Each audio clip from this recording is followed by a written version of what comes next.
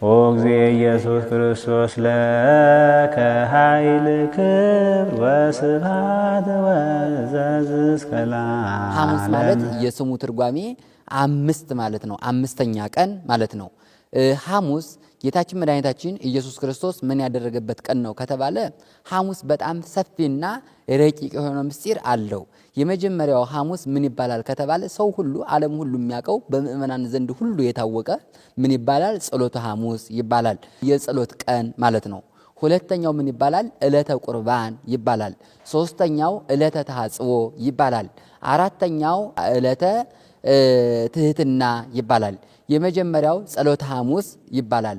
ጸሎተ ሐሙስ የሚባልበት ምክንያት ምንድነው ከተባለ ጌታችን መድኃኒታችን ኢየሱስ ክርስቶስ ጸሎት የጸለየበት ቀን ስለሆነ ነው። ጌታችን መድኃኒታችን ኢየሱስ ክርስቶስ ጸሎትን ጸለየ ስንልም ምን ማለት ነው ከተባለ ልዩ ልዩ መከራ ባገኛቸው ጊዜ መከራ በመጣባቸው ጊዜ አብነታችሁ ነኝና እንደኔ ጸልዩ ለማለት አርአያ ለመሆንና አብነት ለመሆን ነው እንጂ እርሱ የጸለየው ከሞት እንዲድንም አይደለም። ከእርሱ በላይ ሌላ አምላክ ኖሮም ወደ ሌላ አምላክ እያመለከተ አይደለም። ራሱ የጸለየው ታዲያ ለምንድን ነው ከተባለ እናንተ ለኛ አርአያ ለመሆን አብነት ለመሆን እናንተ መከራ በመጣባችሁ ጊዜ ወደ ሰማያዊ አባታችሁ ወደ እኔ ጸልዩ መከራውን አርቅላችኋለሁ ለማለት ነው።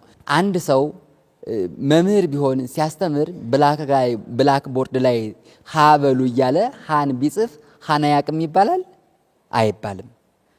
ጽህፈት ሳያቅም ጽህፈት ሊማር ነው ይባላል? አይባልም። ኋላ ለምንድን ነው ብላክ ቦርድ ላይ የሚጽፈውና ሃ እያለ የሚያነበው ከተባለ ንባብ ስለማያውቅ ሳይሆን ጽህፈትን ስለማያውቅ ሳይሆን ንባብ ለማያውቁ ጽህፈት ለማያውቁ ለማስተማር ነው ማለት ነው። ስለዚህ ጌታችን መድኃኒታችን ኢየሱስ ክርስቶስም የጸለየው ለኔና ለናንተ አርአያና አብነት ለመሆን ነው ማለት ነው።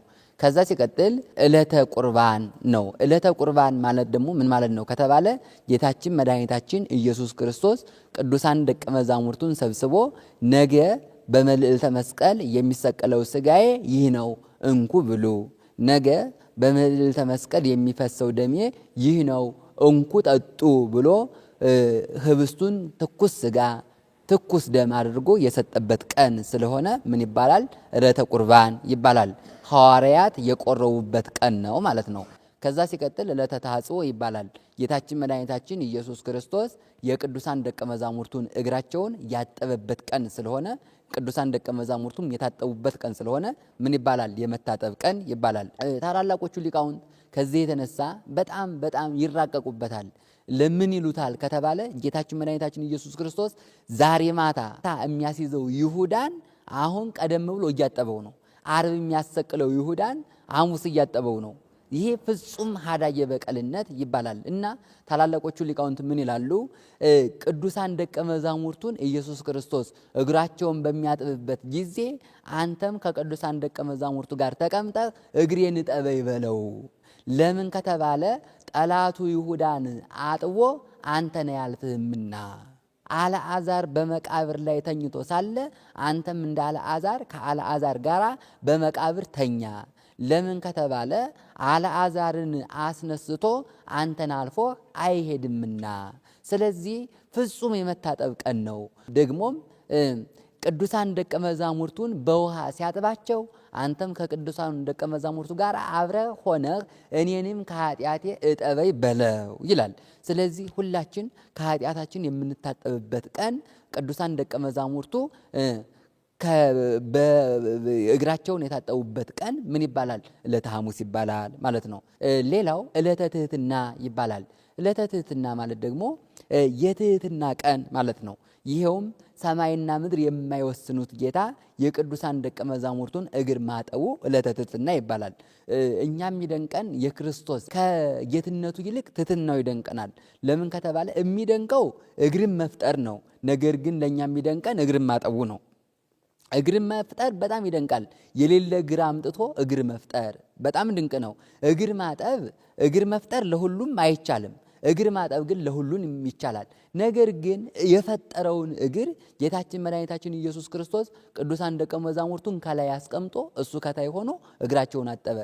የወዳጆቹን ማጠቡ ብቻ ሳይሆን የሚደንቀው የጠላቱ ይሁዳንም ዝቅ ብሎ ማጠቡ በጣም ይደንቃል። ከዚህ ውስጥ ግን ምን እናይበታለን ከተባለ እኔ እንደው በጣም ህዝበ ክርስቲያን ሁላችን የምናየው አንድ ሰው በሌላው ደግነት የእርሱን ክፋት፣ በሌላው ትሕትና የእርሱን ትዕቢት ካላየ ሰው አይባልም በእውነት። ለምን ከተባለ ይሁዳ በክርስቶስ ደግነት የራሱን ክፋት ሊያይ ይገባው ነበር። ነገ ሊያሰቅለው የነበረው ክርስቶስ ዛሬ እግሩን ሲያጥበው አረ አላደርገውም ብሎ መተው ነበረበት። ነገ የሚያሰቅለው ክርስቶስ ዛሬ እግሩን ዝቅ ብሎ ሲያጥበው ኢየሱስ ክርስቶስ ይህንማ እንዴት ማድረግ አለብኝ ብሎ ሊተው ይገባ ነበር። ነገር ግን ይሁዳ በኢየሱስ ክርስቶስ ደግነት የእርሱን ክፋት፣ በኢየሱስ ክርስቶስ ትሕትና የእርሱን ትዕቢት አላየም። ስለዚህ በወንድሞቻችን ደግነትና ትሕትና የራሳችንን ክፋትና ትዕቢት እንድናይ አምላካችን እግዚአብሔር አምላክ ይርዳን እንላለን።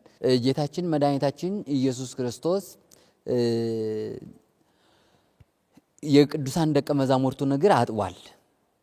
እሱ ምን ሲሆን? አምላክ ሲሆን። እሱ ምን ሲሆን? ጌታ ሲሆን። ቅዱሳን ደቀ መዛሙርቱ ደግሞ ምን ሲሆኑ? ተማሪዎች ሲሆኑ። ስለዚህ ይሄ ምንድነው ከተባለ አርአያና አብነት ምሳሌ ለመሆን ነው። ጌታችን መድኃኒታችን ኢየሱስ ክርስቶስም ደቀ መዛሙርቱ ምን ብሏቸዋል? ይህንን ዛሬ ያደረግኩትን ታውቃላችሁ ብሏቸዋል።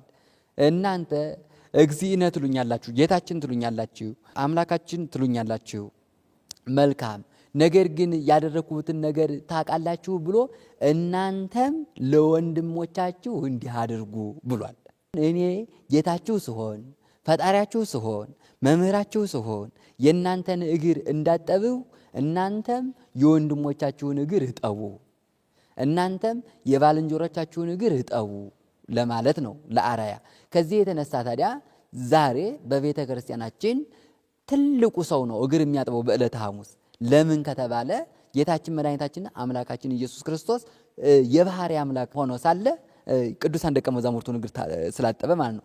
ሊቃነ ጳጳሳቱ ፓትርያርኩ ባሉበት የጳጳሳቱን፣ የኤጲስቆጶሳቱን፣ የምእመናኑን እግር ማን ያጥባሉ? ፓትርያርኩ ያጥባሉ።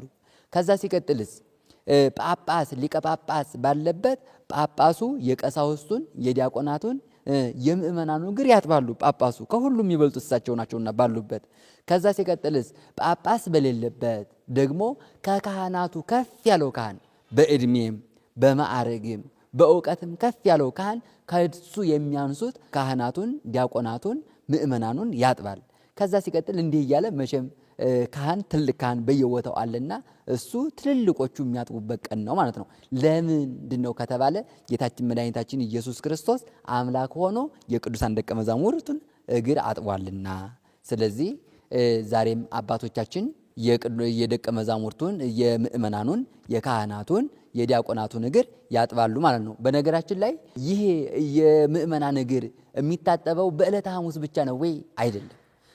አጠቃላይ እንግዳ ሁሉ ታላላቅ ሰው ሁሉ ወደ ቤታችን በመጣ ጊዜ እግራቸውን ልናጥባቸው እና ልንንከባከባቸው ይገባል። ቅዱሳን ሰለስቱ ምዕት ወንድሞች ወደ አንተ በመጡ ጊዜ እግራቸውን እጠባቸው፣ ኤጲስቆጶስም እንኳን ብትሆን እግራቸውን እጠብ። ለምን ከተባለ ጌታችን መድኃኒታችን ኢየሱስ ክርስቶስ የደቀ መዛሙርትን እግር አጥቧልና ይችን ትሕትና መቼም ሆነ መቼ ቸል እንዳትላት ይላል። ስለዚህ እንደው ቢያንስ እኔ ትልቁ መልእክቴ እግር እንኳን ማጠብ ቢሆንልን እግር ብናጠብ እግዚአብሔር አምላክ በፈቀደልን፣ ባይሆንልን ደግሞ እግር እንዳንነቅፍ እላለሁ። እግሩ ምን ይመስላል ነው የዚህ ዘመን ሰው የሚለውና ለማኑም እግዚአብሔር አምላክ መልካሙን እንዲያደርግልን መልካም ፈቃዱ ይሁንልን። ስርዓቱ ግን መቼም ሆነ መቼ እንግዳ እንኳን በመጣ ጊዜ እቤታችን ባደረበት ጊዜ እግሩን አጥበን ልናሳድር ታዘናል ማለት ነው። እግዚአብሔር አምላክ ይስጥልን። ኦ እግዚእ ኢየሱስ ክርስቶስ ለከ ኃይል ክብር ወስብሐት ወዘዝ እስከ ለዓለም